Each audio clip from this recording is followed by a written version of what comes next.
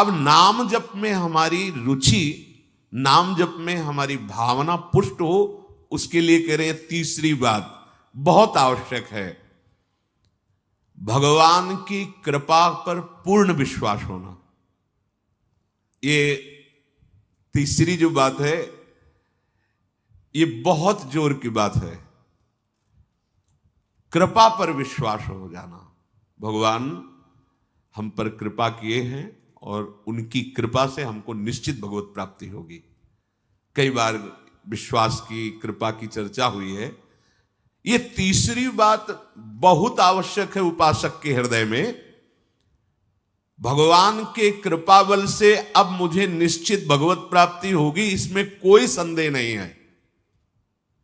देखो, पहली बात, स्मृति से सब कुछ प्राप्त हो जाएगा, पर बड़ा कठिन है, क्योंकि स्मृति तो हमारी जगत के भोगों की चल रही, संसार की, देह की।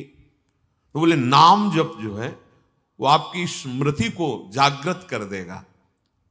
जितना आप अधिक नाम जप करेंगे आपके पाप सब नष्ट हो जाएंगे। तो नाम जप में भी बराबर तो हिम्मत नहीं पड़ रही, आध घंटा थोड़ा समय नाम जप। कोई साधु महात्मा एकांतवास करके 24 घंटे प्रयासरत, उनकी बात हो सकती है। हमें तो जब मिला समय तब भले नाम, अभी इतना अभ्यास नहीं। तो बोले निरंतर नाम जप और स्मृति दोनों को जागृत करने की सामर्थ्य तीसरी बात में है। भगवान की हम पर बहुत कृपा है। भागवत में भी एक जगह कहा है कि जो भगवान की कृपा का अनुभव करते हुए प्रारब्ध के अनुसार दुख सुख आता है, उसे भोग लेता है, शिकायत नहीं करता, उसमें विचलित नहीं होता है, और हर समय भगवान की कृपा का, हमारे ऊपर बहुत कृपा है, तत्यनुकंपा, ये श्लोक ऐसा है। उसे भगवत प्राप्ति ऐसे हो जाती है जैसे पिता के संपत्ति पर पुत्र का अधिकार स्वयं हो जाता है। ऐसे हर समय भगवान की कृपा का अनुभव करना बड़ी कृपा है हमारे ऊपर। जो दुख सुख आवे उसे सह लेता है, भगवत चिंतन, वो निश्चित भगवत प्राप्त हो जाता है। तीसरी बात है हृदय में बैठालनी कि भगवान की कृपा बल पर भगवत प्राप्ति बिल्कुल निश्चित हो गई मेरी। ये मानने में क्या जाता है तुम्हें? तो आप कह दो कि हमारे अंदर तो विकार हैं, अभी भजन नहीं। भगवान की कृपा बल की बात कर रहे हैं। पहली स्मृति, दूसरी नाम जप, तीसरी बात करें कृपा बल पर। उनकी कृपा से क्या नहीं हो सकता?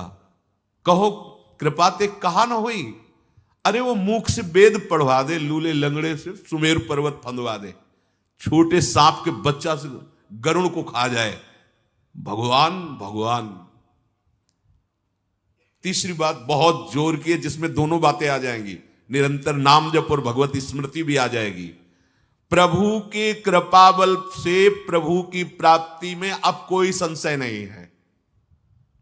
ये भी सुबह कहा था जो साथ के पास कि तुम चिंता मत करो, बस जो हम कह रहे हैं निषेधात्मक जो बातें उनको तुम मत करना, तुम पड़े रहोगे तो भगवत प्राप्ति हो जाएगी। क्योंकि हम हैं किनके? श्री जी के। यहां जो भी आप छोटी सी भी चेष्टा कर रहे हैं, बहुत बड़ा भजन हो रहा है, महल में है, वृंदावनेश्वरी के धाम में है, एक छोटी सी भी चेष्टा, जैसे कहीं सोनी लगा दिया, कुछ भी जो भी चेष्टाएं कर रहे हो, खान पान संबंधी भी जो चेष्टाएं कर रहे हो, आपका भजन हिया फिर स्वार्थ आपने भजन गए, तुम चिंता मत करो भगवत प्राप्ति की। ये हम केवल निज जनों से नहीं, माइक से कहें कई बार कि आप सबको निश्चित भगवत प्राप्ति होनी, इसीलिए प्रभु ने धाम बुलाया, सत्संग सुनाया। अगर प्रभु को अपनी प्राप्ति न कराना होता तो संयोग क्यों देते? हम फंसे होते माया प्रपंच में। तो तीसरी बात कि अब हमें कोई संशय नहीं, मेरे को भगवत प्राप्ति निश्चित होगी, क्योंकि मुझे भरोसा है श्री जी का, मुझे भरोसा है वृंदावन का, मुझे भरोसा है आचार्य और गुरु का। अब ये बातें हमें डर पाओ मत। हाँ, हमारी कमजोरी है, हम अभ्यास कर रहे हैं भजन का, पर अब मुझे ये भय, नर्क स्वर्ग अपवर्ग आसने, ये आ गया भरोसे से, ये कृपा का भरोसा हुआ तो बात आ गई। मानो भगवान की प्राप्ति बस मेरे को हो ही गई, ऐसे रोज सोचना है। हे महापुरुषों के वचन है। तीसरी बात बहुत जोर की है, नाम जप और भगवत स्मृति इसी में आ जाएगी, क्योंकि भगवान की कृपा से सब कुछ हो जाता है। मुझे इस जन्म में भगवत प्राप्ति पक्का होगी भगवान की कृपा बल से, प्रियाजू की कृपा से। अब मुझे ऐसी भावना करनी कि बहुत जल्दी भगवत प्राप्ति मेरे में अब अनुभव हो रहा है कि प्रियालाल की कृपा बढ़ रही, विकार क्षीण हो रहे हैं, भाव बढ़ता जा रहा है, मुझे बहुत जल्दी भगवत प्राप्त, ये सोचना है। जब हम गंगा किनारे भ्रमण कर रहे थे तो एक लाल जी योगी नाम के महात्मा थे, तो रात्रि में, प्राय संत जन रात्रि में जगते हैं, तो उनसे मिलने गए, तो रेत में ऐसे कपड़े का वो तंबू उसी में थे। उन्होंने कहा देखो तुम्हें जो बनना है वो सोचो, जो सोचोगे वही बन जाओगे। तो छोटी सी डायरी रखते थे, एक पेन लिखा उसी समय, आज भी वो लिखी रखी, जो तुम्हें बनना है वो सोचो, वैसा सोचो, जैसा सोचोगे वैसा तुम बन जाओगे। सोचो, भगवान की हम पर बहुत कृपा है, हमारे अंदर दैवी संपदा बढ़ रही है, विकार धीरे धीरे क्षीण हो रहे हैं, मतलब मुझे प्रभु मिलने वाले हैं, मुझे प्रभु मिलने वाले। आप देखो इसका प्रभाव देखो, प्रभु की कृपा से अवश्य अवश्य अवश्य मुझे भगवत प्राप्ति होगी। बस अब तो भगवत प्राप्ति होगी ही, क्योंकि प्रभु की कृपा है। ये शब्द पकड़ो, अंदर तुम्हारे अंदर अपने में कोई बल नहीं, अपने में कोई साधना नहीं, पर यहां कृपा की बात है, भगवत कृपा बल। अपनी असमर्थता, बहुत अमृत में वचन है, अपनी असमर्थता, अपनी अयोग्यता, अपना अनाधिकारपन, ये है क्या? मैं अधिकारी नहीं हूं भगवत प्राप्ति का, मैं योग्य नहीं हूं भगवत प्राप्ति, मेरे में कोई सामर्थ्य नहीं, ये है। पर भगवान की कृपा से मुझे इतना विश्वास हो गया कि मुझे भगवत प्राप्ति होगी। अब क्या समस्या है? देखो बहुत आनंद की बात है, मुझे भगवत प्राप्ति होगी भगवान की कृपा से, श्री जी की कृपा से। ये शब्द इतना असीम प्रभावशाली है कि आप जो ही ये बात हृदय पे लाएंगे तो आपके सारे दोष, विकार, विघ्न, अड़चने, बाधाएं ये नष्ट होती चली जाएंगी। ये देखो महापुरुषों के अनुभव होते हैं। मत चित्ता सर्व दुर्गाणि मत प्रसादात तरिष्यति, भगवान कह रहे मत चित्ता सर्व दुर्गाणि मत प्रसादात तरिष्यति। सारे के सारे विघ्न, सारे के सारे दोष, सारे की सारी भगवत प्राप्ति में जो अड़चने हैं वो भगवान की कृपा प्रसाद से नष्ट हो जाएंगी और मुझे भगवत प्राप्ति होगी। मत चित्ता सर्व दुर्गाणि मत प्रसादात, साधन प्रसादात नहीं कह रहे यहां, समझो, मत प्रसादात तरिष्यति, तू तर जाएगा मेरे कृपा से। ये मेरे प्रभु की घोषणा है कि मेरे प्रसाद से, मेरे अनुग्रह से तुम्हारे सारे विघ्न नष्ट हो जाएंगे और तुम त्रिगुणात्मिका माया को लांघ करके मेरे को प्राप्त कर लोगे।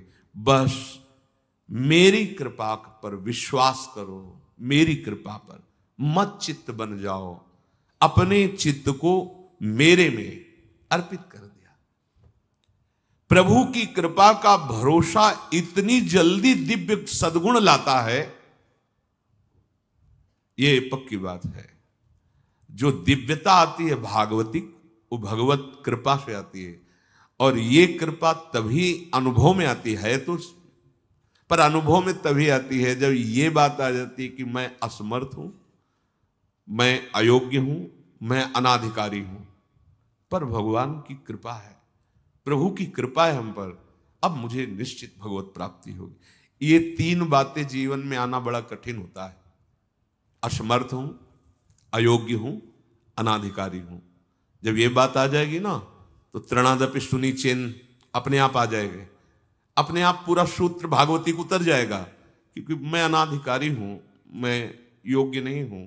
पर भगवान कृपा का ये है कि उनके नाम, उनके रूप, उनके धाम, उनकी लीला की तरफ ये हृदय जा रहा है, वो अपनी तरफ घसीट रहे, पर मैं अनाधिकारी हूं। इससे क्या होगा? अहम खत्म हुआ, दैन्यता जागृत हुई, और भगवद आश्रय होने से हम जिसका आश्रय लेते हैं उसका प्रभाव होता है। जैसे अभी हम शरीर का आश्रय लिए हैं तो देख लो हालत क्या की हुई है। ये शरीर, ये संसार विषम कहा गया है। देखो कैसी हृदय की जलन, अशांति, भोग, वासनाएं, ये सब किसके आश्रय से? शरीर आश्रय से। अभी भगवद आश्रय, अंदर से भगवद आश्रय, अंदर की बात है। यहां मैं अनाधिकारी हूं, योग्यता मेरे में नहीं है, मैं किसी योग्य नहीं हूं, पर प्रभु की कृपा हम पर है, निश्चित मुझे भगवत प्राप्ति होगी। कह रहे इसका इतना बड़ा प्रभाव है कि इसमें जो सामर्थ्य जागृत होती है, भागवतिक सद्गुण जागृत होती है, वो किसी साधना से नहीं, इससे बढ़कर कोई दूसरा उपाय नहीं है। विश्वास भगवत कृपा पर। तुलसीदास जी भी महाराज कहते हैं कि वस्तुतः मेरे में कुछ नहीं है, पर है तुलसी प्रतीत एक प्रभु मूर्ति कृपामयी है। मेरे में ऐसा कोई सद्गुण नहीं कि मैं अपने प्रभु को रिझा सकूं, पर यह विश्वास है कि मेरे प्रभु कृपा में है, कृपा मूर्ति है। अपने साधनों पर जो विश्वास करता है, अपनी जितेंद्रियता पर जो विश्वास करता है, वो गिर सकता है। लेकिन जिसको अपनी अयोग्यता का भान हो गया है और प्रभु का भरोसा हो गया है, उसे कोई नहीं गिरा पाएगा, पक्का। बच्चा बन जाओगे, अयोग्य हूं, पर आपका भरोसा, तो कोई प्रश्न नहीं आएगा जीवन में। अगर प्रश्न आता है तो आप वाणी से बच्चा कहते हो, लेकिन अंदर अहंकार है, वो अंतर्यामी सदगुरु जानता है। मोमन कबहु तुम्हें ही ना लागो, ज्यों छल छाण स्वभाव निरंतर रहत विषय अनुरागो। अगर हम अपने साधन की बात करें तो वह अच्छा साधन तो विषय का कर रहा है मन। देखो हम कभी पद्मासन लगा के किसी विषय का ध्यान नहीं करते। बहुत सुंदर बात। मोमन कबहु तुम्हें ना लागो, ज्यों छल छाणी स्वभाव निरंतर रहत विषय अनुरागो। भक्ति में तो छल कर रहा है, लेकिन विषय चिंतन में छल नहीं कर रहा है, ईमानदारी से सच्चाई से विषय चिंतन कर रहा है। मेरा मन हे प्रभु कभी आप में ऐसे नहीं लगा जैसे विषय में ये छल छाड़ कर स्वाभाविक लगता है। विषय में कभी किसी को मन लगाना नहीं पड़ता है। देखो, विषय में कभी किसी को मन लगाना नहीं पड़ता, स्वाभाविक लगा रहता है, निरंतर लगा रहता है और अटल लगा रहता है। देखो, अटल का मतलब बस वो यही शब्द स्पर्श रूप रस गंध इन्हीं में घूमेगा। कभी वो हट करके ऐसे प्रभु में लगा जैसा विषयों में लगा है। ज्यों छल छाण स्वभाव निरंतर रहत विषय अनुराग्यो। मेरे मन की दशा, मेरे इंद्रियों की दशा आपके अनुकूल नहीं है प्रभु, ये विषय के अनुकूल है। पर प्रभु मेरे मन में एक विश्वास हो गया है कि आपकी मूर्ति कृपामयी है और जीव ने नाम की ओट ली है तुलसी प्रतीत एक प्रभु मूर्ति कृपामयी है, और नाम की ओट जीव ने ले ली है। बस अब सब कुछ हो जाएगा। चौथी बात, प्रत्येक प्राणी में, संसार की प्रत्येक वस्तुओं में मेरे प्रभु समाये हुए हैं। यहां सिद्धावस्था आती है। ये तीन बातें बहुत जोर की। पहली है भगवत स्मृति, इसी में सब कुछ हो जाता है, पर बड़ा कठिन है। इसलिए नाम जप जिह्वा के द्वारा, उसमें भी बहुत, कहां रोज नाम महिमा सुनते हैं, इतनी प्रीति कहां हो रही। तो बोले तीसरी बात पकड़ लो कि हम पर प्रभु की बहुत कृपा है और भगवत कृपा से मुझे इसी जन्म में मुझे भगवत प्राप्ति होगी। चौथी बात, ये बहुत ही आवश्यक है, क्योंकि अगर ये नहीं तो भजन करना कठिन, बचाना कठिन, पचाना कठिन। इससे भजन तुम्हारा पच जाएगा, तुम सिद्ध हो जाओगे। जैसे चावल सिद्ध हो जाता है तो कहीं भी दबाओ, उसमें कड़ापन नहीं रहता। ऐसे जो सिद्ध हो जाता है तो उसके हृदय में कठोरता नहीं रहती, प्रेम से द्रवित हृदय होता है।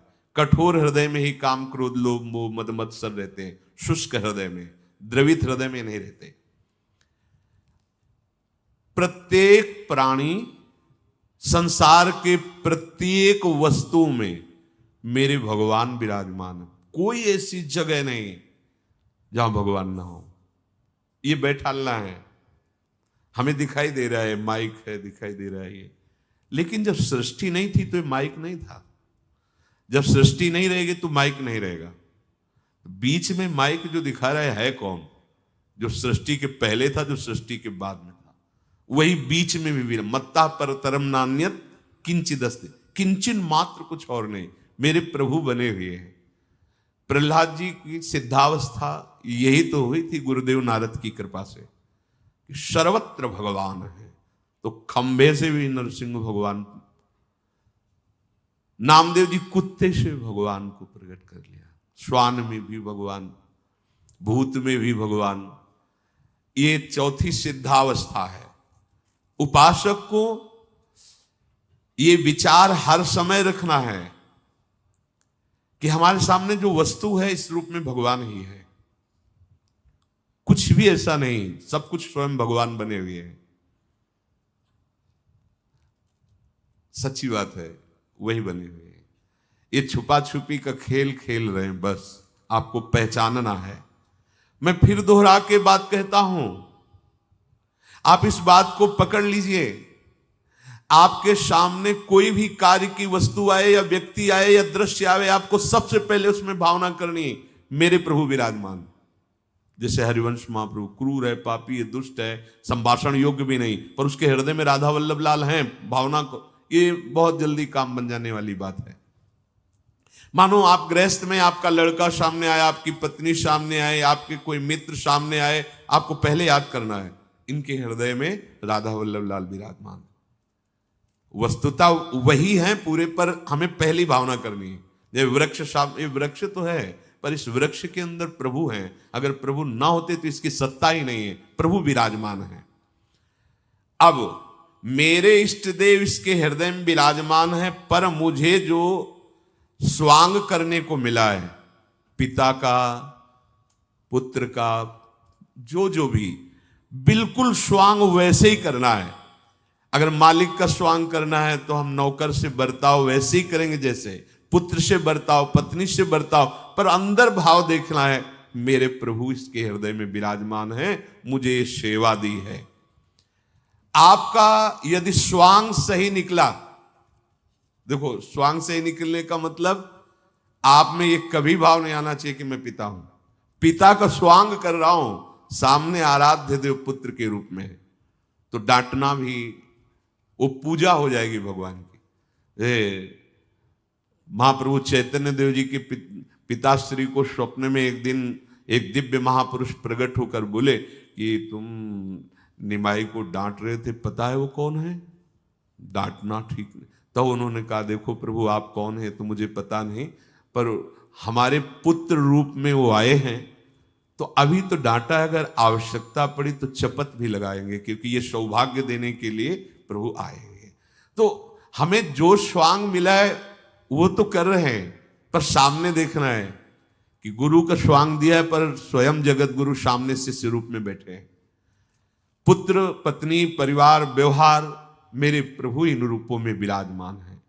तो सच्ची मानिए, ये चार बातें यदि आप अपने जीवन में ले आए तो भगवत प्राप्ति तो एक ही बात में हो जाएगी, किसी एक बात में। चारों में इतनी सामर्थ्य है, किसी एक में यदि आपकी स्मृति निरंतर तो भगवत प्राप्ति, नाम निरंतर जब तो भगवत प्राप्ति, और दृढ़ विश्वास किसी जन्म में मेरे को भगवत प्राप्ति हो जाएगी भगवत कृपा से, तो भगवत प्राप्ति, और सब में भगवान की भावना तो भगवत प्राप्ति। और जिसमें चारों ये पूर्ण हो गए तो सिद्ध महापुरुष हो जाता है। जीवन की परम सार्थकता इसी जन्म में भगवत प्राप्ति हो